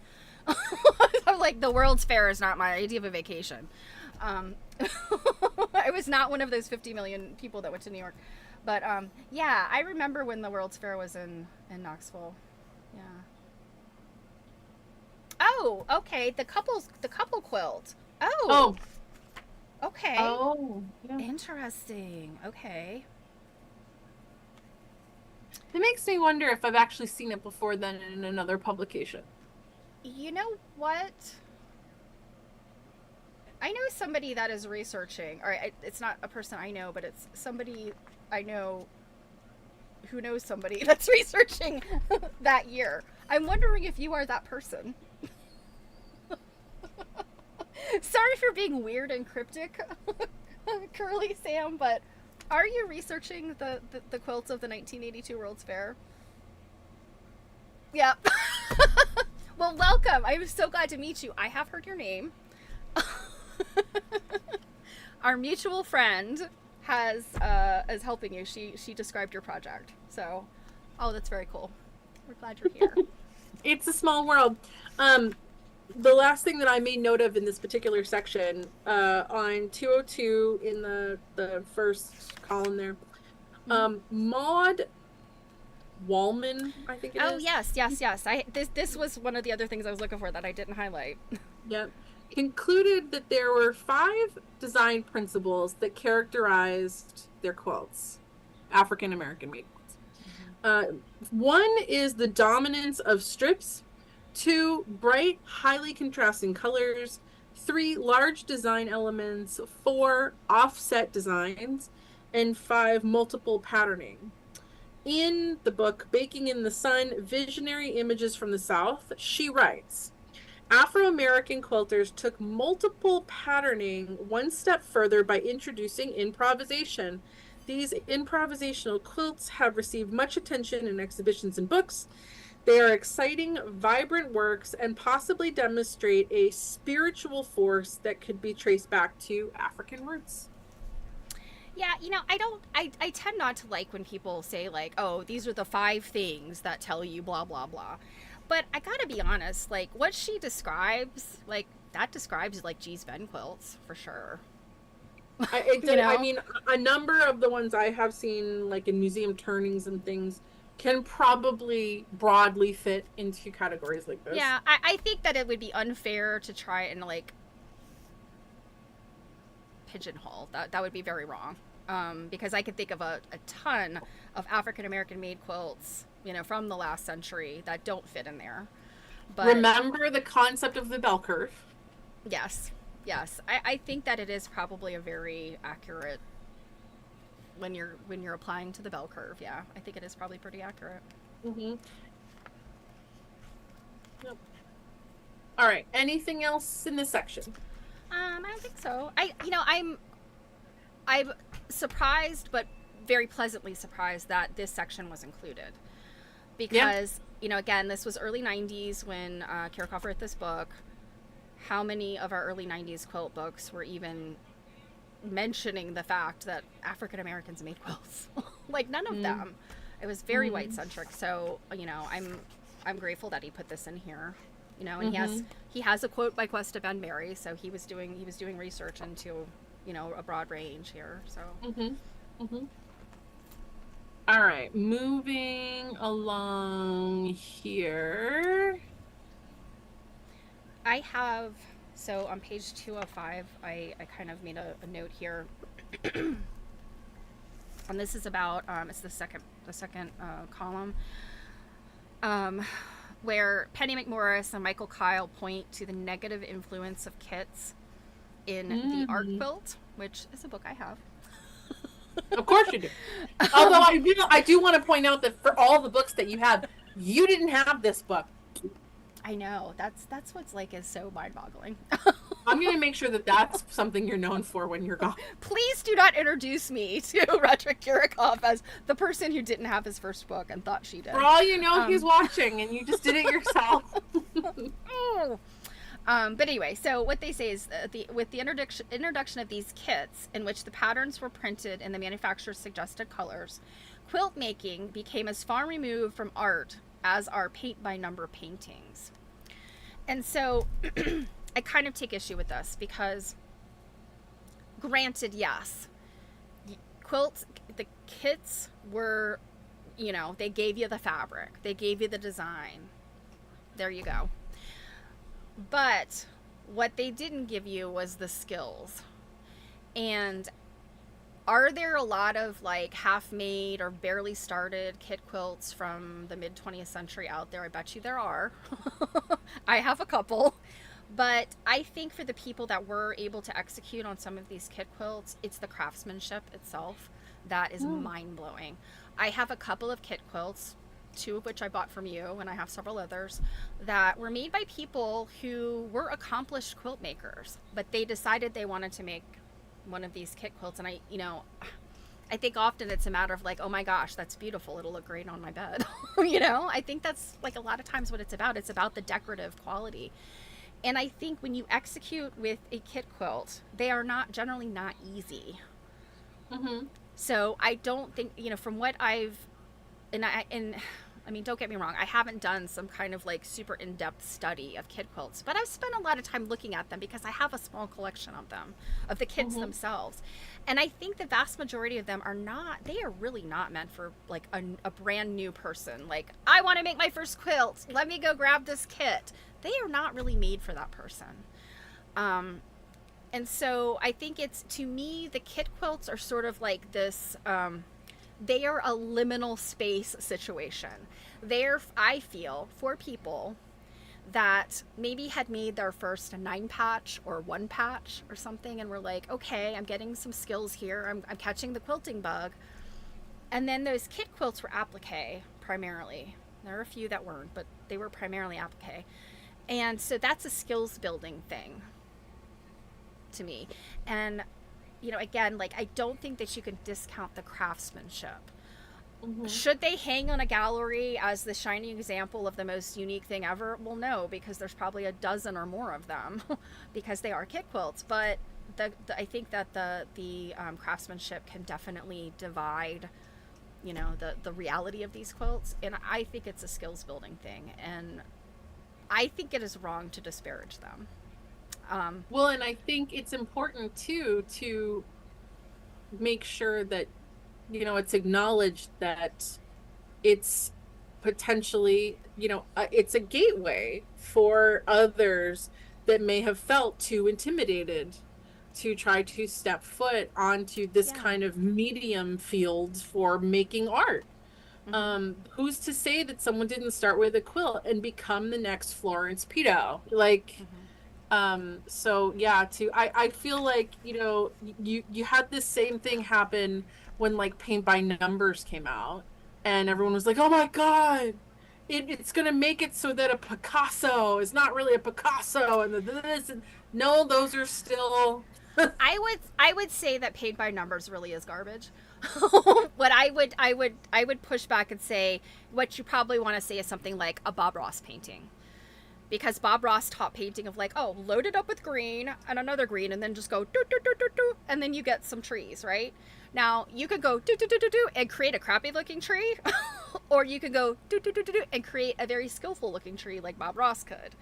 Paint by numbers, you know, I mean, I get where you're going with that, but I think paint by numbers really doesn't have a lot of value. Paint by numbers, I equate to like a coloring book.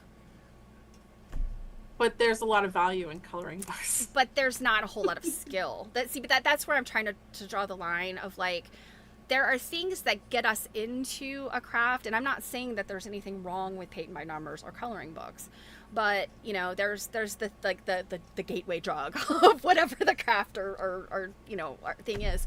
And then there's the skills building. And I'm saying that something like a Bob Ross painting style or a kit quilt is that in that skills building arena. It's not necessarily like the thing that gets you sucked in. It's the skills building.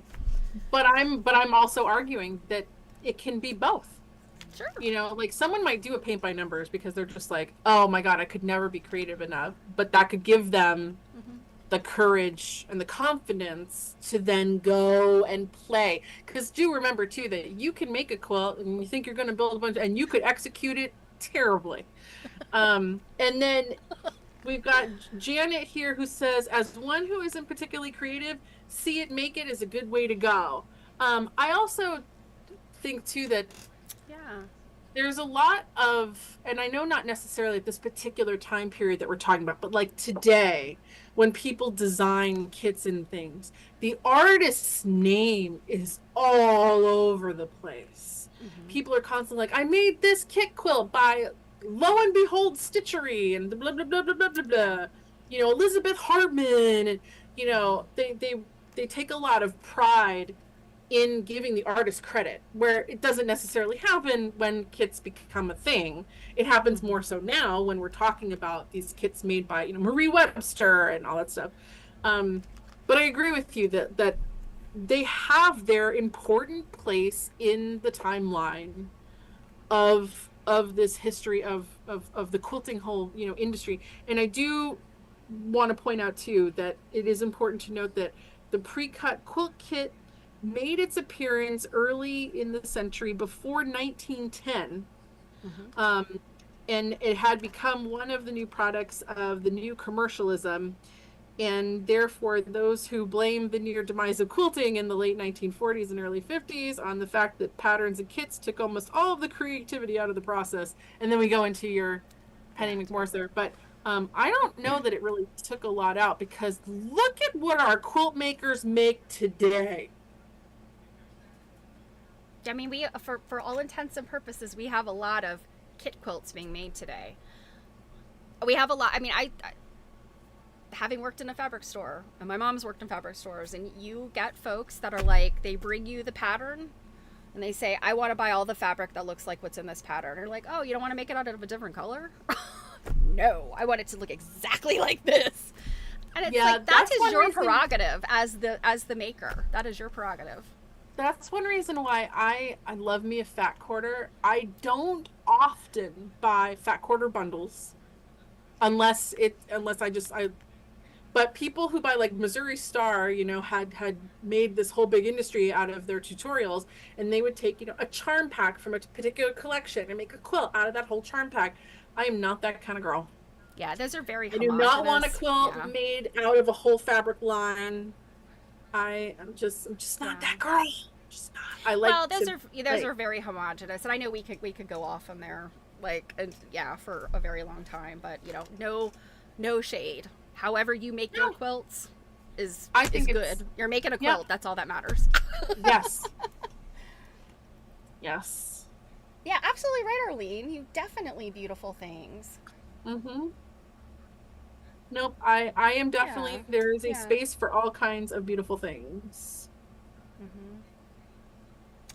If you didn't take color theory in college, you're looked at as an amateur. You know, and the thing is, like, about color theory is it's not that hard to learn. You know, I feel like artists make a big deal about it, but it's like, it's really not that difficult. It's just, you have to learn a few things, and it's like, I would never look down on somebody that, like, didn't study Um, that because it's Arlene saying, like, what you're saying now, not necessarily big value other than someone can follow a pattern. Arlene, I'd say that being able to follow a pattern is a big flex it's a in really big today's flex. world. Yeah. Because the amount of people that I can come across who cannot follow directions is a lot. Is a lot. This quilt is so freaking cool. Yeah, I thought this one was really neat. I also like too how they made sure to like create the clouds, like and they almost look kind of like you might see shapes in them, Mm-hmm. like oh, that one kind of looks like a rabbit. Yeah. And like this is Central Medallion Pictorial Grandmother's Flower Garden, 1930 to 40, Indiana. Cotton's pieced 76 by 89. The skill to be able to visualize this. Yeah, this takes some planning. Yeah, like I'm currently getting, I am making a whole stash of hexagons. And I looked at this and I was like, I don't know that I could ever really conceive this. But what gets me is the entire field of green hexagons.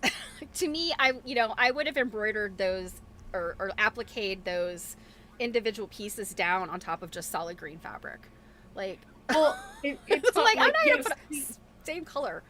The idea of making like 700 of the same color hexie. Although I have talked to some people that have made patterns like that, and they usually say that when they're basting them, they usually will like baste a boring one and then baste a pretty one and like go back and forth so that they're not really bored. But it's probably why and I've even thought, like, for the little tiny, like, wall hanging thing that I'm planning to make right now, I do kind of want a border in, like, all one fabric. Which, for me, would mean, like, maybe I need, I don't know, 50 or something of the same. This is probably, like you said, like, 700. Yeah, it's definitely in the hundreds, I would estimate. But you don't often see things like this. I saw some really cool quilts done like this at Festival of Quilts last year. There was one that was huge, and they were probably 1/4 inch hexies, like 1/4 inch on one side, so smaller than the ones I'm making. Yeah, ones I'm making are 1/2 inch hexies. Yeah, and that's 1/2 inch, like literally like the side of the hexagon measures 1/2 inch. Yeah, these were the side of the hexagon measures 1/4 inch. So that the hexagon itself is bigger than 1/4 inch, but its flat side is 1/4 inch. Yeah. I'm pretty sure that's what it was. And maybe that was, yeah, I don't know. I think I'm pretty sure they were 1/4 inch, and it was like an undersea theme. And I kept like pressing my nose to it and just looking all over, and I'm like, this person's amazing. Like, I would have gotten tired after that, like, that first square in the corner. Yeah, you just reminded me of see this box in my hand here. See how it's not very big? Look at how teeny itty bitty tiny these hexies are. I think those. Here's my finger. Yeah, those are I think those are 1/4 inch or a little bit bigger than 1/4 inch. I just measured. It's hard to tell while they're in this box. Yeah, they might be about 1/4. That's itty bitty. Yes. I think she only used like 4 stitches to connect those. So yeah, that's itty bitty. So as we move on here to the section on rural life, where we're basically talking about the fact that while it felt like quilting was kind of dying when you got into the more urban areas where things like ready-made and industrialization's really going on, and fast fashion begins and the production of bedding were readily available and things like that. In rural areas, quilting is alive and well. Oh yeah, yeah. It was a little sad though in these areas that talk about the loneliness of rural life. Yeah. And in fact, I think one of the quotes, and I didn't highlight it, but it's probably on page 206, I think. Yeah, I think I shall make a quilt to keep from getting lonesome. I want to say, you know what? And I did not check the. Let me check the bibliography to see if this is the book that he got this from. That I think it is. Because I think this is that book. It's not the Quilters, I don't think. It's the book that was written in the 70s, and it was two women, and they interviewed a lot of, I think they were all fairly elderly women from Texas who were literally like children of pioneers or had been, young new brides come into Texas where there's nothing yet. And I want to say that, like, I kind of remember some of these words here, and I think it might be from that book. So let me see. Talk amongst yourselves. Oh, okay. Interesting factoid here on page 208, where he says, in fact, it was the rejection of the silk crazy quilt as inappropriate for the farm home that contributed significantly to the decline of the widely popular fad. And it also, like, we're also kind of talking about kind of this really moving away from like the Victorian decorating craze of lots of stuff, big clunky furniture, highly decorative, lots of fabrics, drapery, heavy, dark colors, and we're going for a more kind of streamlined, breezy, airy. I think at some point on one of these pages, they call it kind of like the Cape Cod / colonial style.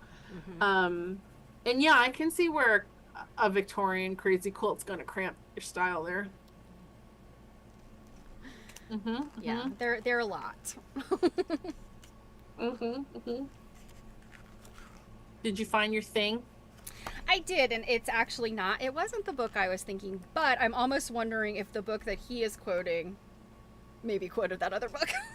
Oh. The book that he's quoting was actually it's Carrie Bresnahan and Nancy O'Brien Puente's Lone Star: A Legacy of Texas Quilts.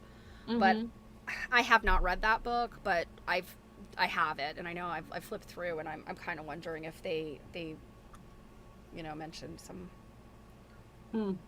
Oh, quoting "The West is for Us," a story by Joella Powell Exley in Texas Tears. So yeah, I'd have to kind of backtrack on that. Are you ready to move on to the 20th century quilt revival? Yes. So what page is that? I keep flipping. 209. 209. So right off the bat here, he says, the first and second revival, it appears though that there's really only one. And I put an exclamation point because I'm like, wow, there are some people those are fighting words to some of our researcher friends that have a lot to say about the quilt revival. Yeah, I mean, I don't know. I mean, quilting never stopped. There was always lots of places where quilting just kept going, and just people kept making quilts. On the next page, I made a note here. Shortly after the turn of the century, patchwork quilts, as opposed to crazy quilts, began for the first time to be perceived as art. Yep. Objects that had aesthetic value as well as a practical use. One of the first publications to recognize quilts as artistic objects was shockingly Ladies' Home Journal, which printed a story in 1908 entitled "When Patchwork Becomes an Art," that described 5 old quilts. That personally, that's extremely progressive Yes, to me and I've for highlighted that. 1908 for a women's journal. Yes, I highlighted that to try and find that article. Somebody's got to have it. It's got to be out there. I'm not gonna lie, I feel like I might have it. I have so many magazines now from around 1900 to like 1920. Yeah, I have a bunch, but I don't think I have any ladies' home journals. So, but yeah, I'm gonna do a little bit of searching on that one because I was like, oh, this is an article I've never read that I think I need to read. And have you seen in the next paragraph, it says Elizabeth Dangerfield wrote Patchwork Quilts and Philosophy. Have you read that, or do you have that? I've never even heard of that. Yeah, the August issue of Craftsman. Yeah, and I mean, and she's talking. They're talking about the Southern Highlands, which is essentially Appalachia. That it took me a second. Level like the Highlands. And I'm like, oh, the Southern Highlands. Yes, they basically at one point Appalachia was kind of thought of as like the Scottish Highlands, but it's the Southern American Highlands. Yeah, that's interesting. That's another one that I'd be interested in finding and learning more. And then on the next column there at the very end, before you get into the new thing, as the editors of Modern Priscilla noted, every woman who is fortunate enough to possess one of the patchwork quilts of the antebellum period is displaying it proudly as part of her guest bedroom equipment. I highlighted that too. I was like, bedroom equipment? Yeah. What kind of equipment did we have in the bedroom? But there's also kind of your just for pretty. Exactly. Yeah. And I feel like that's definitely what this quilt is giving vibes. This quilt is stunning. Oh, this thing is so beautiful. I mean, it's just, oh. Yeah, we've got Red Birds or The Garden, 1838, constructed by Katura. I guess. Yeah. Yeah, Katura Elizabeth Tooley, San Francisco, California. Cottons appliqued and embroidered, quilted by a Methodist Church quilting group, quote, by Kett, and 1938 appear in quilting, 86 by 97. And it's in the collection of the granddaughter of the maker. That's bananas. Also, there's a part of me like, there's so many quilts in this book from random places and people and collections.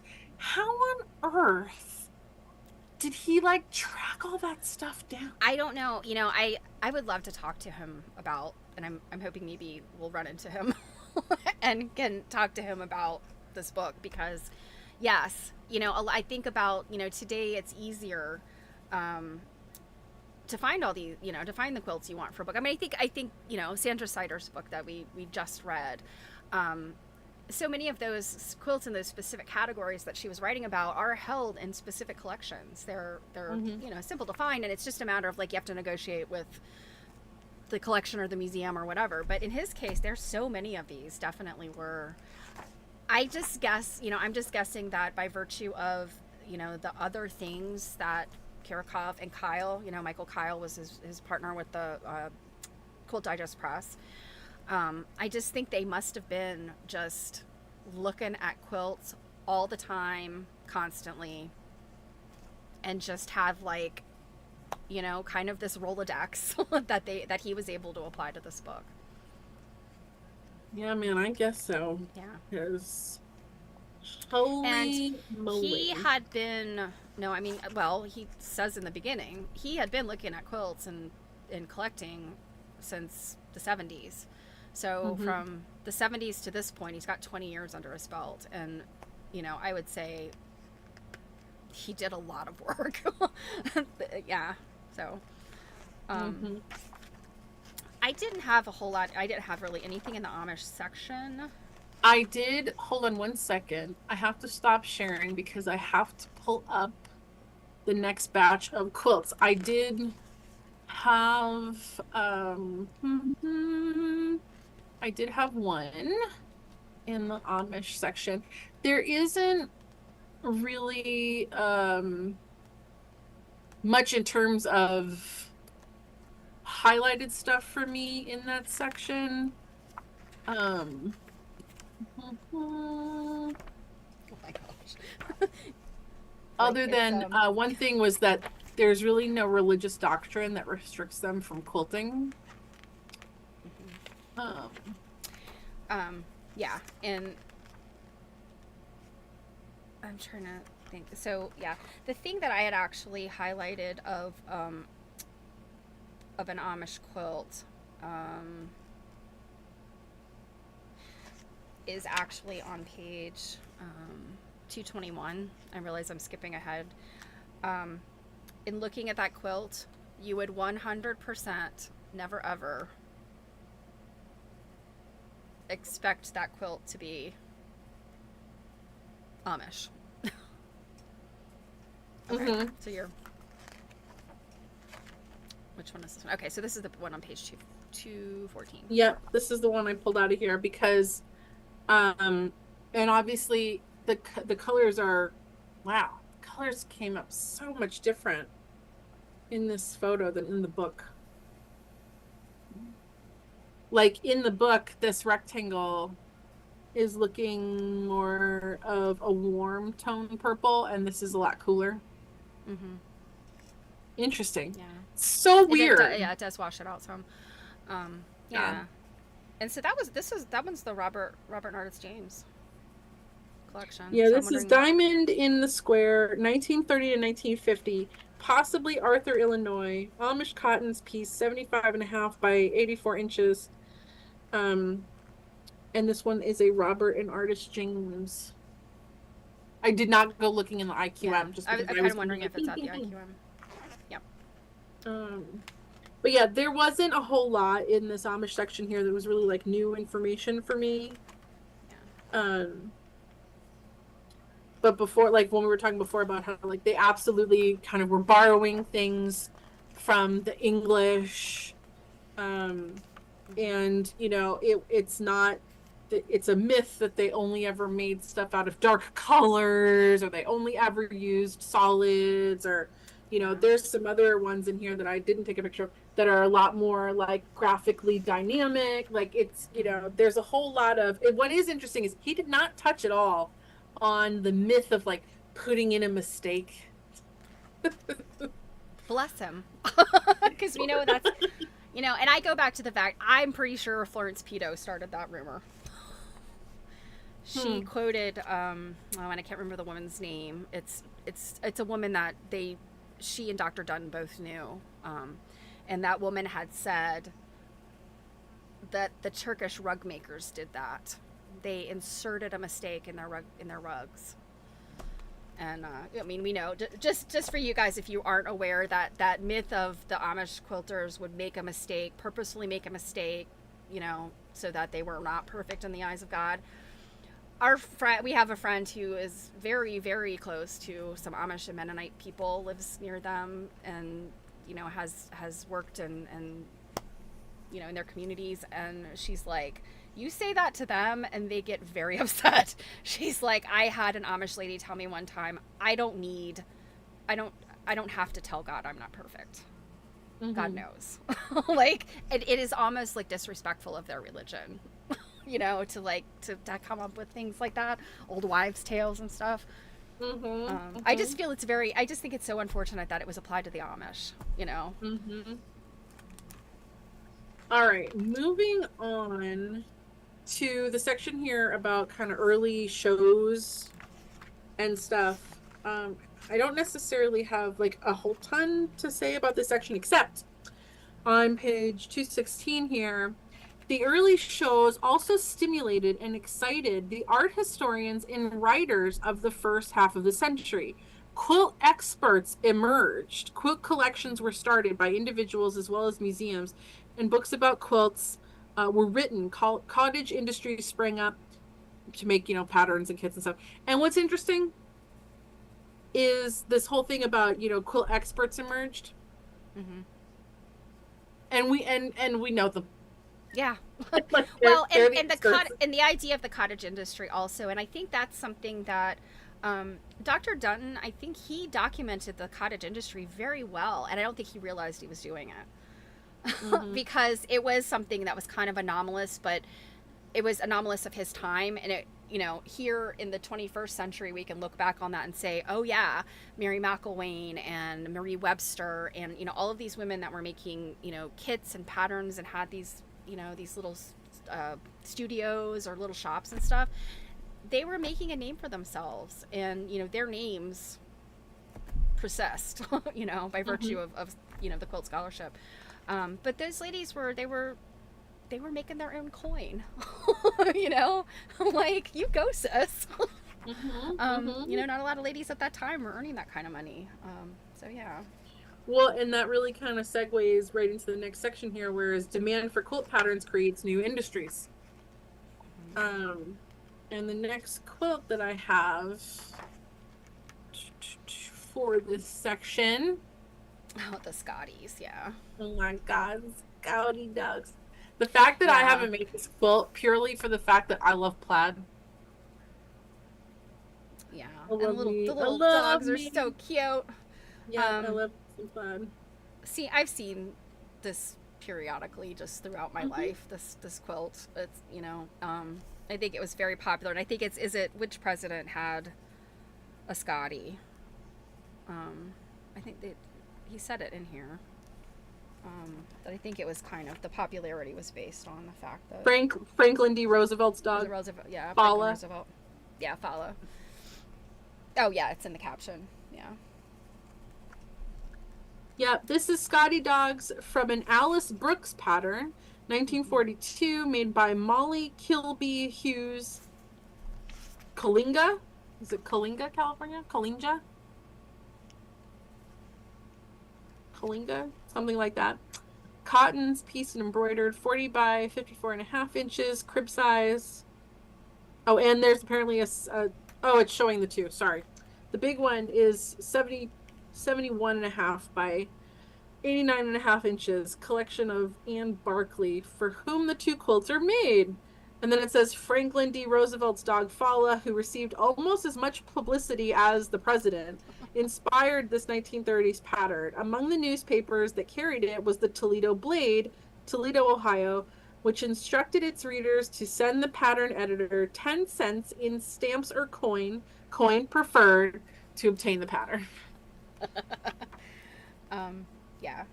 And so the idea of Alice Brooks, so Alice Brooks and Laura Wheeler were these patterns, right? And I was excited. I've heard about them for a very long time, and I've had people share patterns with me, and but I really never knew much about them. And in fact, if you Google like Laura Wheeler and Alice Brooks, it's really hard to find stuff. Like, sometimes you find stuff correctly labeled, and sometimes it gets lost. They're just not, like, they're prolific, but they're just not a name out there, I feel like, that gets you a lot. Like, sometimes on eBay you'll find a lot of them. But he solved the problem for me, which was I knew that Laura Wheeler and Alice Brooks are not real people, but I never knew, like, what's the company behind them or who's the person behind them. And on page 219, it's Graphic Enterprises in New York. And they also were prolific, not only with quilt patterns, but also with knitting patterns. And I think there was even a few sewing patterns. I bought a big bundle of what I was hoping would be some quilt patterns. They turned out to be mostly crochet. Oh. But nonetheless, I mean, they were all period, you know, from that period, and they were Laura Wheeler and Alice Brooks. So, so before we move on to anything else, I don't know if you took a picture of this quilt. It's the facing page of the Scotties. Ah, you have it.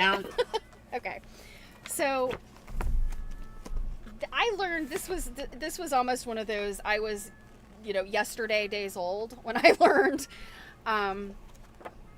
It was a little bit longer ago than that, but I literally went to a quilt study retreat, a quilt history retreat a couple years ago, and one of the speakers there also had a bunch of quilts from her collection, and she had a quilt pretty similar to this, actually. It involved a lot of embroidery, and she put it out. You know, because they're kind of doing the quilt trend, they put it out. And so she starts talking about it. She's like, well, this is an Amish quilt. And I'm like, I kind of did like whiplash, like, what? I'm like, I couldn't possibly have heard her right. This, like, what? Mhm. This isn't an Amish quilt. Indeed. This again is the same kind of thing. Like, if it doesn't violate the rules of that particular group, you know, I mean, they have like their kind of religious observance, but a lot of times, like the rules of keeping simple or being plain are kind of established within their specific community. So that's why like the Midwest Amish are quite different sometimes than the East, you know, the Eastern Pennsylvania Amish. But when you get up into the 1950s, they absolutely were making very similar things to their English neighbors, and this is a perfect example of that. And I just feel like this is something that could like really knock some people for a loop, that envision something very different when you say Amish quilt. Well, then again, we have white in this quilt. Mary Yeah, the Ann whole thing is white. Mary Ann just said, "Meow, do I hear a cat?" Yes, I'd taken his toy away from him a while ago, the one that he drags around and makes noises. My son gave it to him today while I was on a call, and so I was on a phone call and heard that screaming, yelling in the background. He has made, apparently he's killed the bunny again. And yeah, not an auditory hallucination. There is really a cat back there. Even I heard that. Meow. I just tune him out at this point because he's so noisy when he gets excited about his bunny. So yeah, this is Friendship Album 1952. Blocks given by relatives and friends to Martha Miller when she was 20 years old, assembled and quilted by her with help from her mother. Indiana, Amish, cotton pieced and embroidered 81 by 90, and this is in the collection of the Indiana State Museum. Nuts. I know. We have right? to move it along here. Yeah, you know, I'll be honest, a lot of the other stuff I have left in here is mostly things that I kind of was like, just things I want to sort of look up on my own. I don't know. Aside from the quilt you asked me to pull, which I do have. One thing that I'm actually mad at Roderick Kiracofe for is on page 229. Hopefully I'm not skipping ahead too far, but in the first column, at the very start, he says of this second full paragraph, that same year, 1910, which he's talking about in the previous paragraph, Sunbonnet Sue first appeared as an applique pattern. All this best loved of all children's designs had been a favorite one for outline embroidery in the 1880s. So I think what he's talking about in the 1880s is not technically Sunbonnet Sue, it's actually the Kate Greenaway children, but you know, there's a lot of this assumption that Sunbonnet Sue kind of came from Kate Greenaway or the Sunbonnet Babies, which was the other illustration. But I'm like, where's this first applique pattern? What is it, Roderick? Where is it? He doesn't have a citation there, and I'm like, no. Well, you can harass him about it, hopefully. I mean, I'm happy to stand there and make sure you don't like throw hands or anything. I'm not gonna throw hands. Come on. But this has to be like one of my favorite quilts in this whole section. Yeah, this is a pretty neat quilt. Oh my god, it's so awesome. Like, I kind of want to make it myself, and I do also have a picture here, kind of the whole thing. This is Central Medallion, circa 1954, made by Jessie Dresser Jacobs. Wow, say that 3 times fast. Of Lewiston, Idaho. Cottons that are circa 1930 to 1950. Pieced and appliqued 69.5 by 103. That's a big one. Yeah. This is, goodness, I just love it. And then here's the whole thing. Yeah, this quilt, it's just a pretty quilt, you know, like it's subdued, I think. You know, the color palette is a little bit more muted than usually what like floats my boat, but it is a very pretty quilt. I also kind of made note in this section that he said on 227 here, the fondness for applique was inspired for the most part by the new infatuation with realistic looking designs. And then on 229 here, we've got as early as 1910, Marie Webster featured the first realistic pastel applique quilt pattern in an article for Ladies' Home Journal. I really didn't realize it was that early. What, Marie Webster or Ladies' Home Journal? Having a realistic pastel applique quilt pattern in 1910. Yeah, I mean that's Marie Webster. That's when she. Yeah. I really didn't think it was that early. Yeah, I mean that's when she wrote her book. Dr. Dutton read it, and by 1916 he was corresponding with her and getting patterns from her. So, yeah. I'd also made a note a little further down. 1920 saw the publication of the double wedding ring and the Dresden plate. Although a Dresden plate can be seen in the center of the 1785 Anna Tools quilt. I'm really bummed we don't see a picture of that. But I was like, well, that's mighty interesting, because that whole what's old is new again. But I was like, hot damn, to me, it kind of feels like the Dresden plate, I think, is kind of, I mean, it's really technically, I mean, it's a fan, but it's also kind of just divisions of a circle. Sure. And, I mean, technically, double wedding ring is also just circles superimposed. And I think that there's the Sashiko design that is the circles like that. And I can't remember, like, it's some kind of like the universal flower of life or something like that. I can't remember what it's called, but it's a very kind of ancient pattern as well. Mm-hmm. So it kind of surprises me when, we have a date that is so much closer to our time than we expect, I guess. Yeah. Yeah, I've also got on here, Grandmother's Flower Garden appeared after World War One. Let's see. Next thing, like, this was pretty cool. Yeah, that's really neat. This is like, hexagon meets log cabin. Mm-hmm. It's like they're like hexagon pineapples. Yeah, like, Yeah. it's really, this looks like something our friend Amy Pabst would make today. Mm-hmm.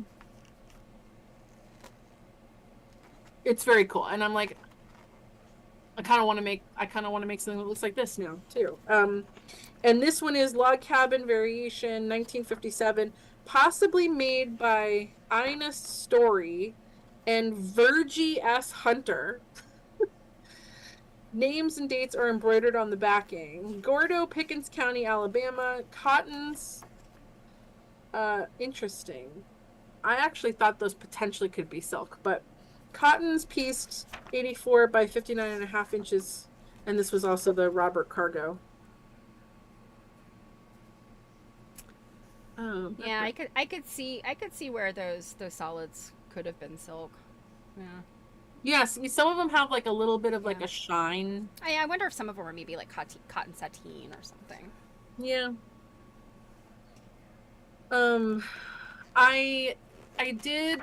I don't really have a whole lot to say about flour sacks, but I did grab a photo just because, like, this one's really cool. Yeah. So I can highly recommend. There is, and I think it's still available. Like, you can get it. I think you can get a copy of it, like, on Amazon. But it was published by the Uppercase magazine. Oh gosh, what's her name? Janine Van Gool. Oh. It's Janine Van Gool. But it is specifically about feed sacks, and it is like a virtual library. And it was written by Lindsay McCrae, I think is her name. It is there are lots of great books out there about feed sacks, flour sacks, in quilt making. But yeah, if you like looking at this kind of thing, that book is so fabulous. I realize I've given not enough information about it. Let's see if I can find it real quick. like moving on to 235, I found this little tidbit here talking about, quilting as opposed to tying quilts. I found this very interesting. It's a quote here. Well, I'll start from the top of it. Quilts were not always quilted. Sometimes they were tied, and then they were known as comforts, comforters, or comfortables. In central Pennsylvania, they were called haps, and according to Jeanette Lansky, they were the dominant bed covering from 1840 to 1865. A rash of evidence on comforts appeared in Good Housekeeping and the National Stockman and Farmer in the 1880s. Their preference for tying rather than quilting, aside from speed, had to do with cleanliness and health. As late as 1905, several women's periodicals were noting the advantage of being able to untie them, remove the wool, clean the parts, and reassemble. Yeah, I saw that. I thought that was interesting. And I'm like, how many people want to do that? I Unless you're like a real germaphobe. I have never, ever, well, they had to get out all the horse blood, remember? From the horse blood myth. I've never, ever heard this. I'm actually very interested to, maybe like read a little more about that. Yeah, if it's well documented. Find a periodical that is talking about that. Yeah, would definitely be interesting. Well, we've got Good Housekeeping and the National Stockman Farmer. But yeah, I found that interesting. Excuse me. Moving on to the next page, I did do a big old asterisk next to the quote that women's primary reason for making quilts was to satisfy the need to make something beautiful. Mm-hmm. And it really kind of can be just that simple. Yep. I really feel is. that societally, historically, women have had to have some big important reason for everything, and something. Yeah. The reason being simply she wanted to, she enjoyed it, it made her happy. Like those weren't good enough reasons, and sometimes they still aren't. That's why we have things like guilt about like resting or doing our hobbies, or gotta internalize that misogyny and internalize that capitalism. Yeah, I'm like, because she big fat wanted to. That's why. Yeah. She deserves pretty things too. She deserves things that make her happy. Like oh. Yeah. Oh. Ye old Nancy Crow. Yeah. Oh man. I mean, talk about like this is a wedding ring I can get on board with. So I have seen this one before, but I had forgotten. I'd forgotten it. I think it's in a Nancy Crow book that I have, and I'd forgotten it. But yeah, all of her work is just so striking. Yeah, this is Double Mexican Wedding Ring 5, 1989 to 90, Nancy Crow, Baltimore, Ohio, Cotton's piece, hand quilted by Marie Moore, 72 by 72. Whew. Whoa, and I assume you didn't get a picture. You don't have a picture of this little house that's on the preceding page to this. I did not. I love a house quilt, and this little house quilt, so charming. So yeah, it says that it was Laura Wheeler, or well, it says from the syndicate that offered Laura Wheeler Alice Brooks. So yeah, anyway. So the last section here is like the who's who of the 20th century quilt personalities. I don't really have a lot for this because it's not really a whole lot of new information. So the one, I didn't know that you needed to download like that. Okay, here we go. I do have a picture of Florence Pito's Calico Garden. You did ask me. So I'm putting it on the screen now. I'm just covering us up. I don't feel like going through the rigmarole of sharing, so. But I think the quilt prints darker. A lot of times, every book I've ever seen it in, it's darker than what you see here on the screen. And I think this is the high resolution photo from the Shelburne Museum, and I think it's more accurate and close to the color that the quilt really is. But it's a very interesting quilt. I won't go into a whole lot of detail about it, but I can tell you there is no piecing in this quilt that Florence did. Now, these 9 patches are pieced. However, Florence got them out of a antique quilt that she deconstructed. And they are appliqued down, as are all of the little squares along the border. And then you have all of these little floral and few little fruit designs that are appliqued. I don't have proof, but I think she probably kind of freehanded these. She might have drawn them, but she freehanded them. And because she was a gardener, and she loved flowers, and she did crewel needlework, and she loved flowers. So, you know, that's my opinion about this one. I need a inspired by version of this. It doesn't look exactly the same, but have a lot of the appliques in it. Anyway, it's a really interesting quilt, and there's a couple of Calico Gardens. Like, there's another one that's even more, like even more. So, and it's at the Shelburne too, I think. But there is a company, I think it's Hoopla Designs. I can't remember the woman's name that runs the company, but she has been given permission by the Shelburne Museum to repattern Florence Pito's quilts, the ones that the Shelburne owns. So you can actually get a legit pattern for this. I didn't know until I had redrafted the whole thing. So, which is no big deal, because it would have kind of maybe been against the rules. I don't know, because I did it for a quilt study, and I was like, well, part of a quilt study is figuring out how she made the dang thing. So,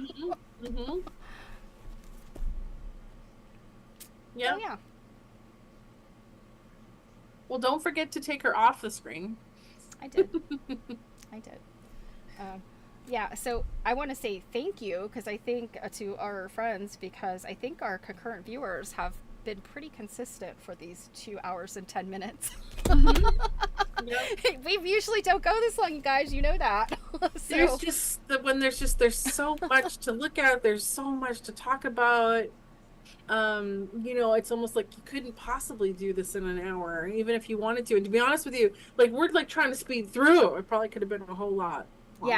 Yeah, there are things that I've highlighted over, you know, the last couple of streams that I'm like, we just don't have time to talk about them, you know, because it's just a lot. So yeah. So just for anyone that came in late, next week we're going to do a recorded video that will be available at 2 p.m. Eastern, and we'll discuss the last small chunk of the book here. So if you want to read and follow along with that, and then we'll be doing a stream on Saturday, Stitch and Glitch, at 2 p.m. if you want to come hang out before we do a whole lot of traveling. You're the one who's got more traveling to do than me. I know, y'all. I'm gonna be gone for like 3 weeks. I'm gonna miss my bed so much. Oh well. Y'all will hear all about it. Don't worry. Hear about the international incident that Jill created because she was just wigged out after traveling for 3 weeks. All right, well, on that note, I didn't finish eating dinner, so I gotta go do that. So, hope to see you guys on Saturday. Yeah. Have a good night, everybody.